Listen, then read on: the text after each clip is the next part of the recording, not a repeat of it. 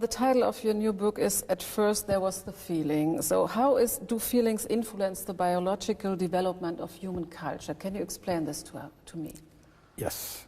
So it's a very interesting story. Feelings are sort of the nearby beginning of cultures, in the sense that it is feelings that motivate us to build, to invent, and to create all the artifacts and instruments of culture.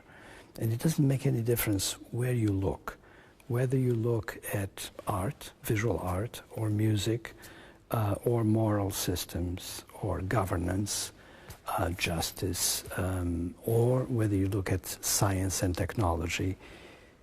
Although all of those spectacular developments of humanity are in fact due to our invention, to our creativity, to the fact that we have knowledge and reasoning, none of that would happen if we would not have been motivated to do those things.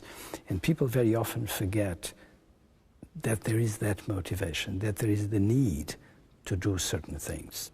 One of the things that I want to do with this book is call attention to feelings as the motivators, the monitors, and the negotiators of all our processes of culture, whether they occur in the arts, in literature, or whether they occur in the social and political space.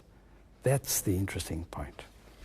And how does it correspond then with the brain? Because feelings also are produced in our brain, aren't they? Yeah, feelings are in fact produced in our brain, but not only by the brain. They're produced in our brain in interaction with the body. That's another thing that in this book, probably more than before, I have done it before in articles and other books, but now I'm doing it much more clearly. I'm saying, look, feelings are not the exact production only of the brain. They're produced by a cooperation between the brain and the body. The brain is, in the end, a servant of the body, not the body a servant of the brain. We very often have the relationship wrong. You also mention very often your reflection is in the homeostasis. So yes. Could you please explain this state of balance? Yes. So what happens with homeostasis is this, is that it is the sort of governance of life. A good synonym of homeostasis is regulation of life. So in order to keep alive, whether it's one cell or 10 or a whole organism which is made of millions and millions of cells, you need to keep each cell and the whole organism within very tight parameters. They need to be, if you go a little bit this way or a little bit that way, you're going to die. You're going to get sick and you're going to die. You know, keeping alive and having homeostasis is a little bit like the work of a jongleur that is trying to keep the balls up in the air, and all it needs is a little mistake and one of the balls falls. Feelings are an expression of this. So you have to see feelings as the expression, the representation. It's like a painting. In fact, it's very much like a painting and a musical score. The feelings are representing what goes on in your body. And if something is going wrong, you're going to have a bad feeling. You're going to have discomfort, malaise. You're going to feel like you're getting sick. So that is the representation. So you have to imagine it as if you are literally painting and drawing and having a musical score that represents the organs that are not working right, the chemistry that is not right. That's what is a feeling. And so the relation is between feelings and homeostasis is the regulation of life. It's what's at the bottom.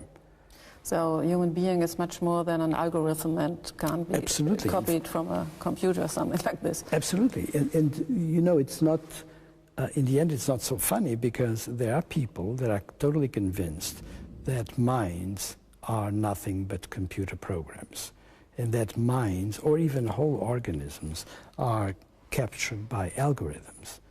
There are some people that actually say we are nothing but algorithms.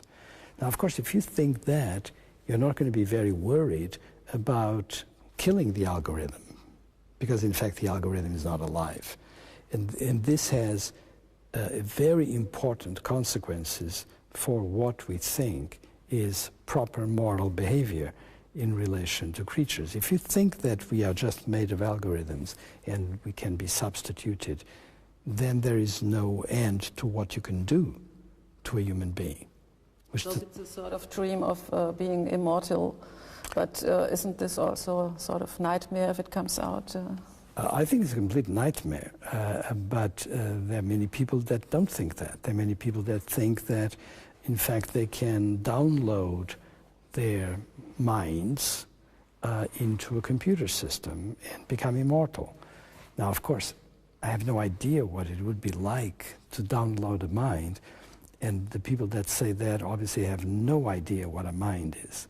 Given the fact that a mind is the result of the interaction of a brain and the body, that is absolutely impossible. They don't know it, but it is impossible. So the only reason why I'm not worried about it is that that's a sort of dream that will not go anywhere. It's just inconvenient because the people that are thinking about it do not know enough to realize that what they're saying doesn't make any sense. But it is a bit troubling. And I think if you would have to live forever, then you would also have to revise your culture completely, because our culture is actually built because of feelings on the fear of mortality. It's the fear, the feeling of fear of your own death, of your own mortality, and of the mortality of those that you love and that love you. That is one of the controls of our culture.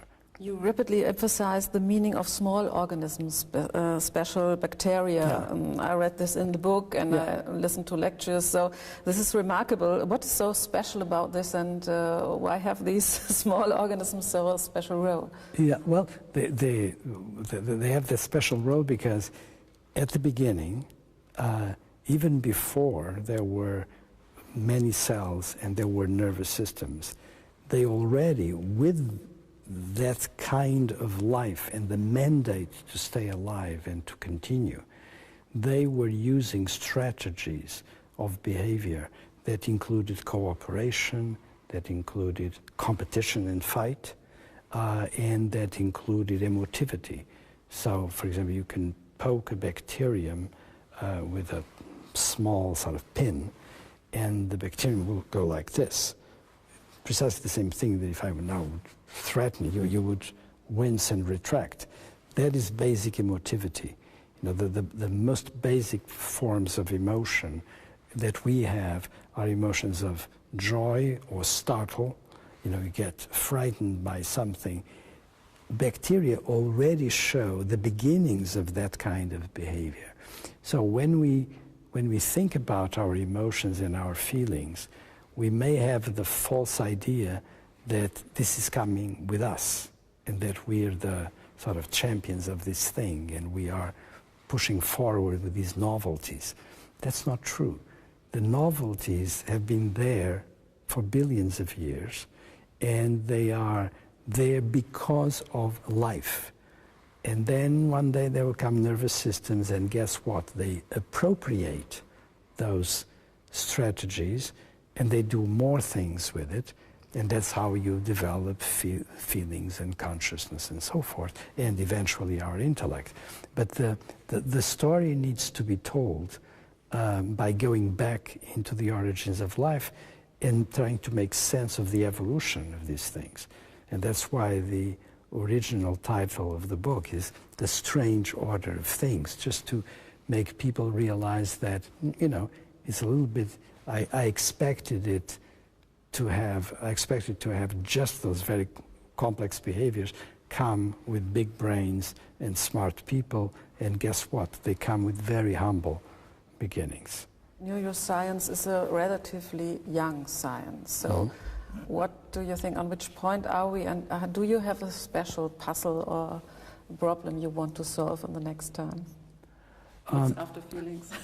Yeah, well, yes, and it's true that neuroscience is a young science, but it's advancing very well. It's a science with a great pedigree, because when people ask me, so who is the great cognitive scientist or the great psychologist, for that matter, that you admire in history, and many people are expecting me to say somebody in the past 50 or 100 years, and I say Shakespeare. Shakespeare did the best for us. Because if you look at Shakespeare, if you go through the plays, you have representations of all the big dramas of humanity, all the big comedies of humanity, and they are analyzed in terms of their motivations, and they follow through the end. But there again, if you look at Hamlet, or at Othello, or at Macbeth, or for that matter at one of the comedies, or the history plays, the machinery of the motivation of those creatures is this constant negotiation between an emotion and a feeling and the intellect that goes there. Poor Hamlet ends up doing what he does because he has extremely complicated feelings in relation to the death of his father, the apparent usurpation of the place of his father by the uncle, and a mother that may not be behaving as well as he wanted her to. And then his reasoning is influenced by that. And and there are all the hesitations that he goes through. It's not something that you can explain in intellectual terms alone, nor can you, go to Othello and you cannot explain it intellectually. You need to explain it because of this tremendous jealousy that Iago plays, like a puppet master. So I'll give you Shakespeare as my hero, neuroscientist, psychologist. But the problem that I really intend to spend the rest of my life with has to do with both consciousness and feeling. Because the great paradox is that you cannot understand feelings without consciousness, and you cannot understand consciousness without feelings. One came with the other. When you say, I feel pain, or I feel desire, you have to be conscious to say that, because if you were not conscious, you couldn't say that. How would you know? The ability to know that comes through consciousness is what allows you to know that you have those feelings. But historically, in evolution, feelings, when they developed, were already developing a very important component of consciousness, which is subjectivity. So it's a big conundrum, and that's what interests me the most right now. And so not all is solved, and you have to... Oh, not all is solved at all. No. There's hopefully in 2 or 3 years we can have another conversation with the next chapter.